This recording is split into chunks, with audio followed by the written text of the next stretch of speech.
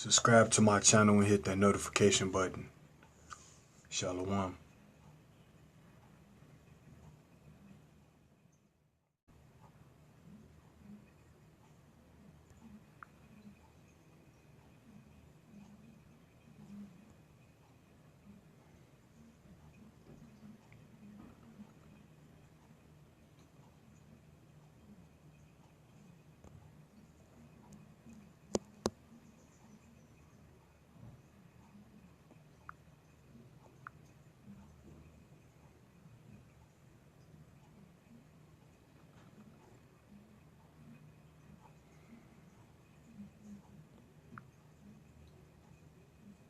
WSJ's special writer, Betsy McKay, joins us now to discuss.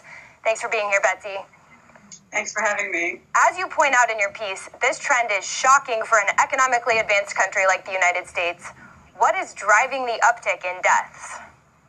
Well, this is a really interesting study, and it follows on some work done about a year and a half ago by the same two economists at Princeton, which found that mortality was rising among middle-aged Americans. So then they set out to figure out a couple of things. One, how widespread was that problem? And secondly, what might be driving it? So what they found in their new paper is that mortality is rising not just for middle-aged Americans, but for Americans between 25 and 64 years of age. And what's driving that really is our rises in mortality in people who have a high school education or less, so working class Americans. For people with a college degree, mortality is still declining. So to have mortality rise in a developed nation is very, very unusual. And we've our mortality rates have been declining for decades. Right.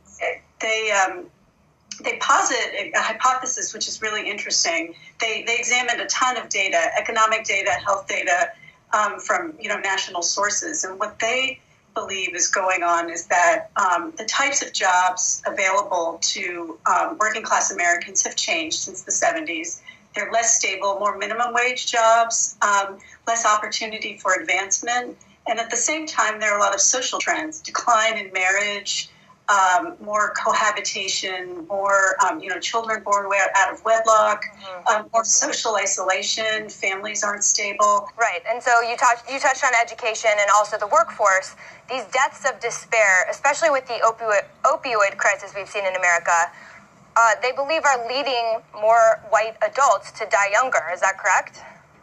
That's correct, and they do point out that these trends were underway before the opioid epidemic took off. I mean, opioids were really introduced in the 90s, and the epidemic has kind of taken off in the 2000s, whereas changes were starting to occur, before the mid-90s. But the opioid epidemic has definitely accelerated it. And then on top of that, you have alcohol-related liver diseases, and you have suicide. Suicide and opioids are often tied. It's hard to tell sometimes whether a drug overdose was intentional or accidental. Right. Well, it's also interesting because these studies always look at race.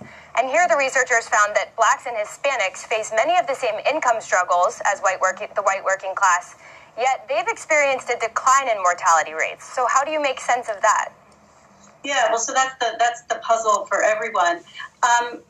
What they say is that for whites, for working class whites, times were better earlier. So in other words, there was an expectation, more of an expectation of life improving.